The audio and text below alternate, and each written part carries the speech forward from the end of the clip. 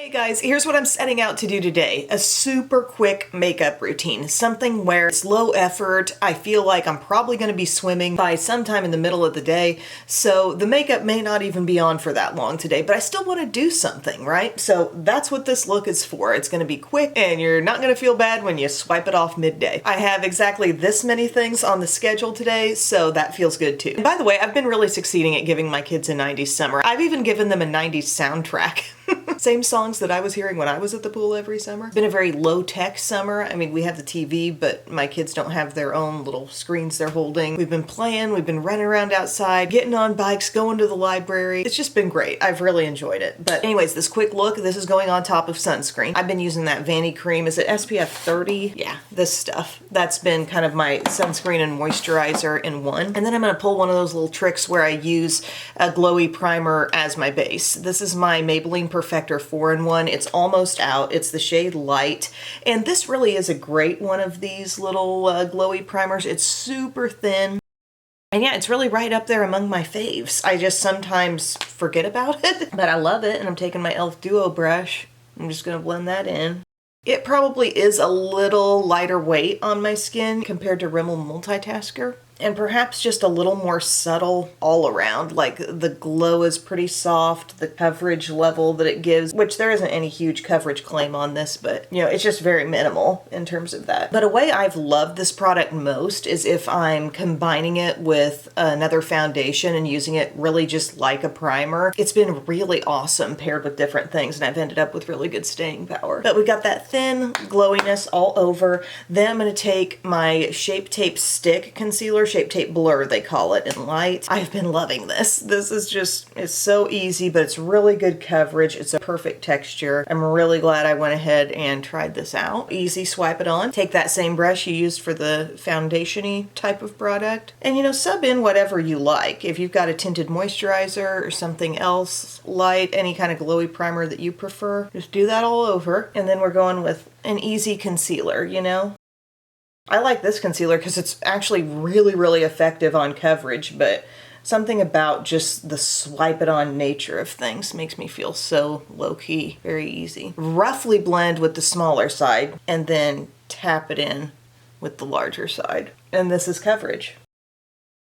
And I'm all for waking up and doing a full glam on a day I have nowhere to be. Like, you guys know I'll do that anytime. But lately I'm just kind of craving this type of look. But don't worry, I saw your support for the 80s soap opera makeup, and that's gonna happen. I've completely got the certain look in mind that I want to do. It's Beau and Hope's wedding. I'm really in the process of choosing the right products. Like, I actually have something in the running for the eyeshadow, but it needs to be a little bit plummy on the eyeshadows. I'm just trying to pick the right things, okay? I'm not taking this lightly. I'm obsessed with the easy blending of that stick and how fresh that skin looks. But I do know that if I do want any sort of staying power out of this look, there's got to be some setting powder. I'm gonna bust out probably my current fave, the Wet n Wild Photo Focus in the soft pink shade. So pinky enough, light enough to be brightening, but I just really like the way it looks. I like the way it interacts with most any concealer I want to wear that day.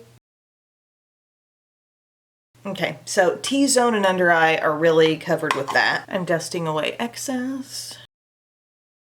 Look, it's almost like we've added even more perfected coverage there to the under eye. But as I dab over my skin, you know, I'm kind of letting that powder spread a bit more, and we've got this good like set complexion. Then for my face steps, I'm going back to an oldie but a goodie. I know the packaging is a little different, but they do still sell this at Ulta. It's Ulta brand, Baked Sculpt and Glow. This is the shade Santorini Sun. It's got a beautiful matte blush, glowy highlight, and like a Laura Geller-esque bronzer in there, and I love this. This is the point in the routine where you could bring in any kind of multitasker and just feel like, yeah, this does help me breeze through things a little faster. So it might be an Hourglass palette, it might be this. Anything that's just allowing you to quickly dip in and make the look without having to bounce between product after product after product. I think that's handy. We're bronzing. I'm kind of like hitting my contour, but also letting this raise up a little bit. And this bronzer, yes, does have some glow. But it's summertime, you know? Let's embrace. Oh, you know what I made last week? I got some really good looking corn on the cob. It was just the perfect, you know, with the light kernels and the yellowy kernels. I made that. I realized I just love corn cut off the cob. And sometimes you get those little chunks of corn when you cut it off the cob. Ugh, it was so good. Okay, see what we're doing here? We're getting a soft little glowy bronziness. We're getting a little definition, but it's nothing huge with this product. But it just looks pretty. My skin looks nice right now. And then we're going to take that blush. Very pigmented on the blush. I'm taking my e.l.f. blush brush. They do also sell a couple other shades of this stuff. They've got one called California Sunlight that seems super duper light. Loving this blush color. And then they've got Saint-Tropez Sky, which seems like maybe a similar intensity to this, but the bronzer isn't quite so swirled. It does look glowy. Okay, there's our cheek, and then we're going to do some beautiful glow from that highlight. This highlight is really, really good. It's very pearly. Just pop that on. I like to center my highlighter just below my eyeball, and then kind of slowly swirl it back. I know some people really take the highlight up in here, but I do like it to be something that's visible just head on. Anything else is on the brush. Let it come up there. I love that skin. It's light coverage everywhere. It feels really light, but I'm covered where I need to be covered. I'm matte where I need to be matte, so it's working. Then if you want to do a quick brow, I would go for some Brow Fast Sculpt. So here you've got the brush that has the really short bristles on one side and the longer bristles on the other. So think short bristles are going to be what actually deposits some product on there. And you can see it happening. Like, this is a pigmented product, and you can feel it holding too as it goes through, but you can use those longer bristles to practically be like your built-in spoolie for this product. And I realize not everyone's starting with as much brow as I am, but I was basically putting my product on with the short side and then fluffing them with the other side. And it's like one little step here. So taking the shorter side again, using that, I feel like I'm really touching in there, like I'm getting down in there with product, filling in actually. I don't know why I don't just do this more, because it truly is so easy. And take your longer side, and that's for the fluffing. Fluff them up. I'm just not sure how you find a better one of these. This is truly just the best product of its kind. And then I am going to throw on a bit of eye primer, because some things we really just try not to skip if possible. And it's not like it's a big deal to put it on, but it's a little bit of Wet n Wild. Now the Wet n Wild is a bit more neutralizing on my lids than Milani, so that in itself is doing a little something. And then, you know, we're going straight back here, just using that bronzer and creating our simple eye.